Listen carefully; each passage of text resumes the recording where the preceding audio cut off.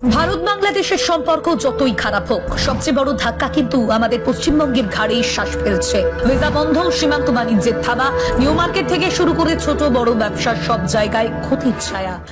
কথায় আছে, অন্যের জন্য গর্ত খুললে সেই গর্তে আগে নিজেকেই পড়তে হয়।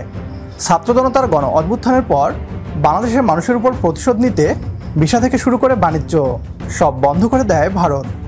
যে দেশের মানুষ ভারতের বসানো পুতুল সরকারকে উৎখাত করেছে, সেই দেশের সাথে ব্যবসা বাণিজ্য করবে না নরেন্দ্র মোদীর ভারত।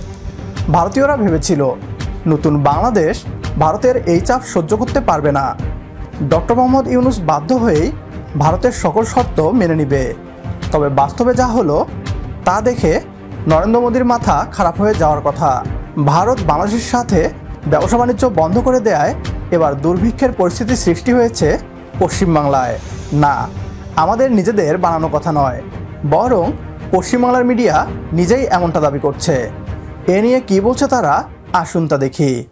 ভারত বাংলাদেশের সম্পর্ক যতই খারাপ হোক, সবচেয়ে বড় ধাক্কা কিন্তু আমাদের পশ্চিমবঙ্গের ঘাড়েই শ্বাস ফেলছে। ভিসা বন্ধ, সীমান্ত বাণিজ্যের থাবা, নিউ মার্কেট থেকে শুরু করে ছোট বড় ব্যবসার সব জায়গায় ক্ষতির ছায়া। বাংলাদেশের লক্ষ লক্ষ পর্যটক, চিকিৎসক আর কেনাকাটার জন্য যারা কলকাতায় আসতেন, সব যেন বন্ধের মুখে।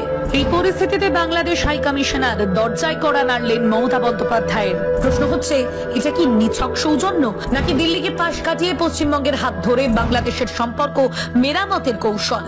বাংলাদেশের অভিযোগ, দিল্লি সব সময় দাদাগিরি করে, নিজের মতো সম্পর্ক চালায়, আর তার ছায়া গিয়ে পড়ে পশ্চিমবঙ্গের বাজারে সাধারণ মানুষের জীবনে। তাহলে কি এবার মমতার হাত ধরেই খুলতে চলেছে দুই বাংলার নতুন সেতু? আজকের এই ভিডিওতে জানাবো পশ্চিমবঙ্গ কতটা গুরুত্বপূর্ণ বাংলাদেশের কাছে। মমতার সঙ্গে এই বৈঠক আসলে কত বড় কূটনৈতিক বার্তা, আর এই পরিস্থিতি কি শুধুই কেন্দ্রের হাতে, নাকি রাজ্যও বড় ভূমিকা রাখে? পুরো ভিডিওটি ভালো করে দেখুন, কারণ এটা শুধু রাজনীতি নয়, দুই বাংলার মানুষের জীবন, বাণিজ্য আর ভবিষ্যতের গল্প। প্রথমেই আসি সময়ের হিসেবে। 2015 সালে শেষবার কলকাতায় এসেছিলেন বাংলাদেশের হাই কমিশনার সৈয়দ মোয়াজ্জেম আলী। তারপর প্রায় 10 বছর কেটে গেছে। এর মধ্যেই বদলেছে দুই দেশের রাজনীতি, সম্পর্ক আর হিসাব নিকাশ। বাংলাদেশে শেখ হাসিনার সরকারের পতন হয়েছে, নানা চাপের মুখে দিল্লি ঢাকার সম্পর্ক তলানিতে গিয়ে ঠেকেছে, আর তার প্রভাব পড়েছে আমাদের কলকাতায়, আমাদের বাজারে। এই অবস্থায় বাংলাদেশের বর্তমান হাই কমিশনার রিয়াজ হামিদুল্লাহ এলেন কলকাতায়। সরাসরি বৈঠক করলেন মুখ্যমন্ত্রী মমতা বন্দ্যোপাধ্যায়ের সঙ্গে। এটা কি নিছক সৌজন্য, নাকি হিসেব কষা কূটনীতি? এটাই বড় প্রশ্ন। দ্বিতীয়ত, পশ্চিমবঙ্গের ভূগোল আর গুরুত্ব। বাংলাদেশের সঙ্গে ভারতের সবচেয়ে বড় সংযোগ পশ্চিমবঙ্গ থেকেই। কয়েক হাজার কিলোমিটার সীমান্ত, সবচেয়ে সহজ সড়ক ট্রেন যোগাযোগ, কলকাতা হয়ে বাংলাদেশের সঙ্গে ব্যবসা, চিকিৎসা, পর্যটন সবকিছুই সবচেয়ে সহজ।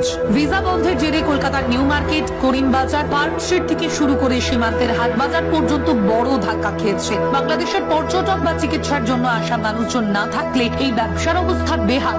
এটাই বাংলাদেশের কাছে পশ্চিমবঙ্গের গুরুত্ব বাড়িয়ে দিয়েছে। তৃতীয়ত, দিল্লি ঢাকার টানাপোড়েন আর বিকল্প পথ খোঁজা। বাংলাদেশের অভিযোগ পরিষ্কার, দিল্লি সম্পর্কের সব হিসেব নিজের মতন চালায়। একতরফা চাপ, দাদাগিরি, আওয়ামী লীগকে বাড়তি সমর্থনের অভিযোগ অনেক দিনের। আর তার পাল্টা প্রতিক্রিয়া, বাংলাদেশে ভারত বিরোধিতা বাড়ছে, আর পশ্চিমবঙ্গ সহ ভারতের সীমান্ত রাজ্যগুলো অর্থনৈতিকভাবে ক্ষতিগ্রস্ত হচ্ছে। এই পরিস্থিতিতে বাংলাদেশের সঙ্গে আলাদা বোঝাপড়া তৈরি বাংলাদেশের জন্য একটা বিকল্প কূটনীতি। চতুর্থত, জল চুক্তি আর বাস্তবতা। তিস্তার জল নিয়ে চুক্তি আজকে রয়েছে মমতা বন্দ্যোপাধ্যায়ের আপত্তিতে। 2026 সালে গঙ্গার জলবন্টন চুক্তির মেয়াদ শেষ হবে। পশ্চিমবঙ্গের অনুমতি ছাড়া দিল্লির কিছু করার উপায় নেই। বাংলাদেশ এই বাস্তবতা জানে, তাই আগে ভাগে মমতার সঙ্গে বোঝাপড়া তৈরি করায় এখন তাদের কৌশল। পঞ্চমত, রাজ্য রাজনীতির আলাদা ভূমিকা। অনেকেই বলেন দুই দেশের সম্পর্ক কেন্দ্র ঠিক করে, কিন্তু সীমান্ত বাণিজ্য, জলবন্টন, পর্যটন, চিকিৎসা এই সবই দেখায় পশ্চিমবঙ্গের ভূমিকা কত বড়।